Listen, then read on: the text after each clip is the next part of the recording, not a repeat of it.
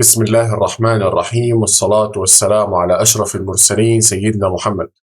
موضوعنا اليوم بدنا نتعلم الباراجراف. باراجراف معناتها فقرة. في البداية تعالوا نتعلم كيف نكتب إحنا الباراجراف.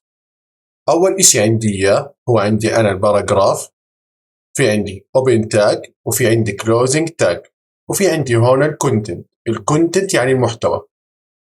فتعالوا نطبق هاي الفكرة مع بعض. طبعا أنشأت فولدر اسمه 11 باراجراف، هو الدرس رقم 11، وفي عندي أنا هون index.html، وأنشأت الاستراكشر الخاص بالصفحة.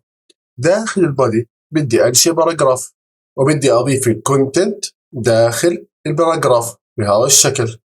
خلينا نعمل سيف. هون في نقطة مهمة، لو عملت أنا كنترول اس وتفعل معانا الأول فورمات زي ما علمتك في محاضرة الاكستنشن.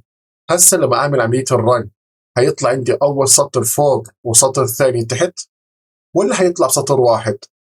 تعال نشوف الفكرة هاي.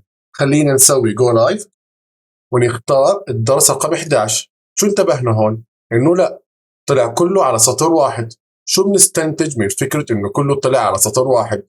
إنه في ال HTML السبيس اللي بتكتبها والفراغات اللي بتكتبها والأسطر اللي بتعملها لا تطبق في عملية الرن. طب أنا هسه كيف بدي أخلي إنه هاي تطلع بسطر وهاي بسطر؟ وهون في عندنا شغلة اسمها بريك. تعال نتعرف عليه. وين البريك؟ أنا عندي هون باراجراف، شايفين هون في عندي تاج اسمه BR ومعناته بريك. شو الوظيفة اللي بيسويها البريك؟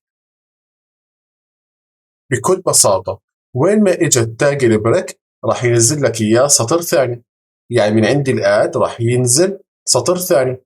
تعال نشوف كيف. شو بدنا نسوي؟ خليني أضيف كلمة آد تحت بهذا الشكل، بعدين أعمل هون بريك. هاي أنت سيف. أكيد انتبهت على شغلة، بدي أعمل كنترول زد. شو اللي صار؟ انتبهت إنه أنا ما حطيت هون فورورد سلاش. لما عملت كنترول اس مباشرة عمل لي هون فورورد سلاش. تعال نشوف النتيجة كيف هتطلع معانا. وهون صار عندي إنه هاي الجملة نزلت على سطر جديد. فتعلمنا شغلتين لحد الآن، تعلمنا الباراجراف وتعلمنا البريك. طب بقدر أحط خط هوريزونتال، نعمل هون لاين؟ بحكي لك تعال نشوف كيف. أول إشي عندي إياه هو التاج اسمه HR horizontal. شو بيسوي؟ أنا في عندي هون باراجراف، وهيك راح تطلع معي النتيجة. طلع كيف؟ أول إشي في عندي لاين وتحتيها في عندي باراجراف. فتعال نطبق هاي الفكرة مع بعض. خلينا ننسخ هاي الباراجراف. هاي كوبي، كنترول اس، بعدين كنترول في. بدي أضيف هون تاج اسمه HR horizontal.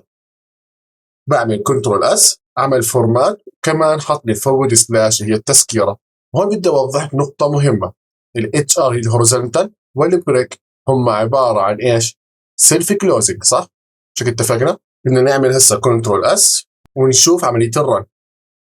شو صار هسه عندي؟ صار في عندي أنا لاين هوريزونتال. أتمنى كانت أفكارنا واضحة، وبنشوفكم إن شاء الله في المحاضرة القادمة، ويعطيكم العافية.